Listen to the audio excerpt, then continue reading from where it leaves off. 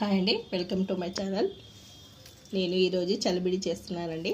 చలిబిడికి కావాల్సిన పదార్థాలు: బియ్యం పిండి అండి, తడి బియ్యం పిండి.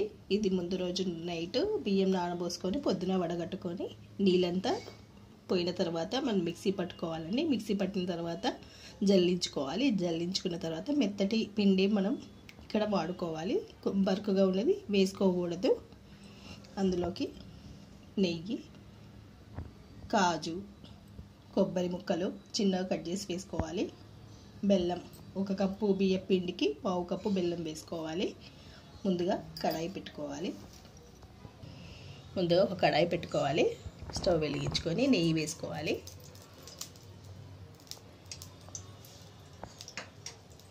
కొంచెం వేడెక్కిన తర్వాత కొబ్బరి ముక్కలు, చిన్న కొబ్బరి ఎండు కొబ్బరి ముక్కలు వేయించుకోవాలండి, చిన్నగా కట్ చేసుకొని.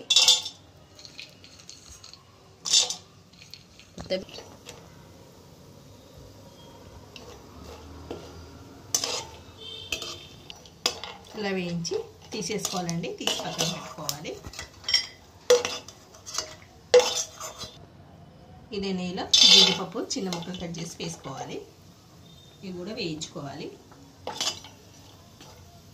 ఇవి కూడా వేగిపోయాయండి. ఇవి కూడా పక్కన పెట్టుకోవాలి తీసేసి.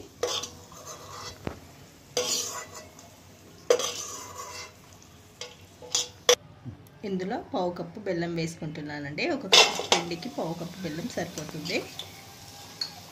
ఇందులో కొంచెం వాటర్ కూడా వేసుకోవాలి. పాకం రావాలి. ఇప్పుడు తీగ పాకం రావాలి.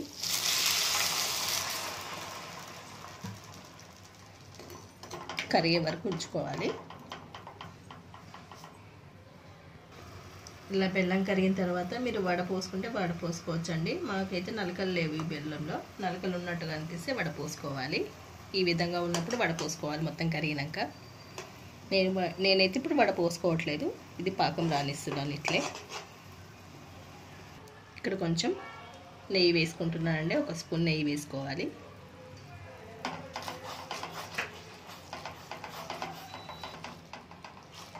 పాకం వచ్చిందో లేదో చూసుకుందామండి. ఒక చిన్న గిన్నెలో వాటర్ తీసుకొని ఇది దగ్గరకు పడిందో లేదో చూసి, దగ్గరకు అవుతుంది. ఇప్పుడు మనం పిండి వేసేసుకోవాలి. ఇందులో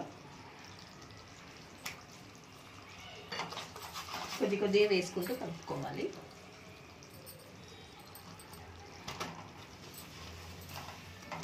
కలుపుకున్నాక పడితే మళ్ళీ కొంచెం వేసుకొని కలుపుకోవాలి.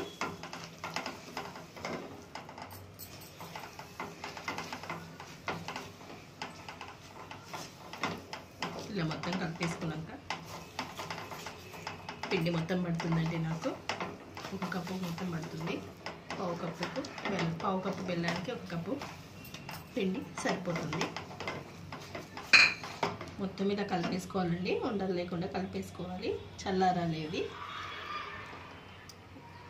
స్టవ్ ఆఫ్ చేసేసుకోవాలి. ఇందులోనే జీడిపప్పులు కూడా వేసేసుకోవాలి. వేయించి పక్కకు పెట్టుకున్న జీడిపప్పులు, అలాగే కొబ్బరి ముక్కలు కూడా వేసేసుకోవాలండి ఇందులోనే.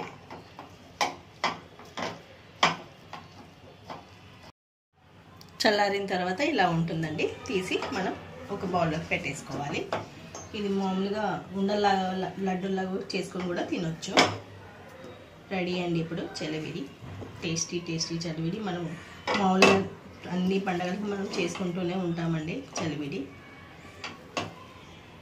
ఈ వీడియో మీకు నచ్చింది అనుకుంటున్నానండి. నచ్చినట్లయితే లైక్ చేయండి, షేర్ చేయండి, కామెంట్ చేయండి. మరిన్ని వీడియోస్ కోసం సబ్స్క్రైబ్ చేసుకోండి. Thank you.